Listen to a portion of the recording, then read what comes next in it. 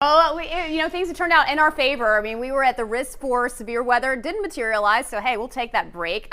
Basically, wind advisory still in effect until 7 o'clock tonight. We did see some showers and some storms roll through, but nothing of any real severe consequence. So far, so good. We do have from Fort Pierce to Port St. Lucie a little light rain now. Down in Jupiter Farms and Palm Beach Gardens, out ahead of that front, there's some rain. And a nice shield of rain from Wellington over to Lantana, Boynton, and Delray.